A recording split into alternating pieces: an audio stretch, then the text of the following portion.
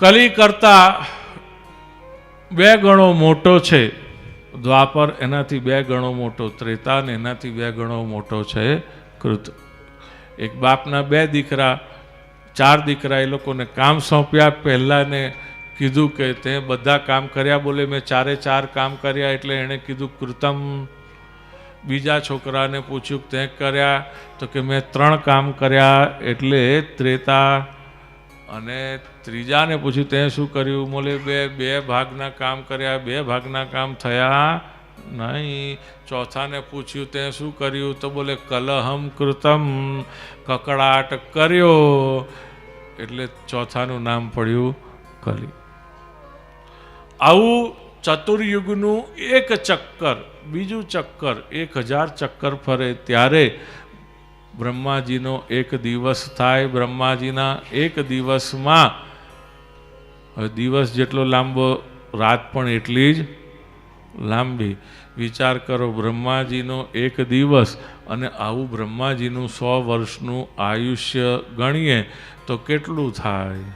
એટલે એ બ્રહ્માજીના 100 વર્ષના આયુષ્યમાં પરાર્ધ અને ઉત્તરાર્ધ આ 2, એની અંદર બધા જ કલ્પ પણ આવી ગયા, યુગ પણ આવી ગયા, અને આખો પરમાણુથી લઈ અને વિશેષ સુધીનો આખો કાલ એમાં આવી ગયો. પણ હરીફરીને કહે છે કે ભગવાનને ભજવાનો સૌથી શ્રેષ્ઠ હોય તો એ છે કલી. કારણ કે જેમાં બીજું કંઈ કરવાનું નથી હોતું, કેવલ નામ એક જ અહીંયા પૂરતું છે.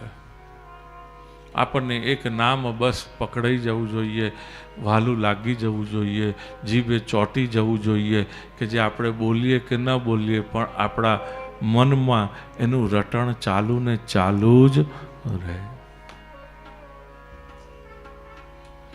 એટલે તો 2 નામ છે માણસની પાસે, બીજું કોઈ જીવ પાસે ઉદ્ધાર નથી.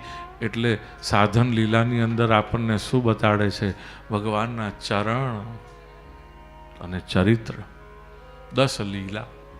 એ જ આપણું સાધન છે વાલા કુટુંબીજનો. બીજું આપણું કોઈ સાધન નથી ભગવાનના ચરિત્ર સિવાય આ સંસારને પસાર કરવા માટે, પાર કરવા માટે, વિજયી બનીને પેલે પાર પહોંચવા માટે.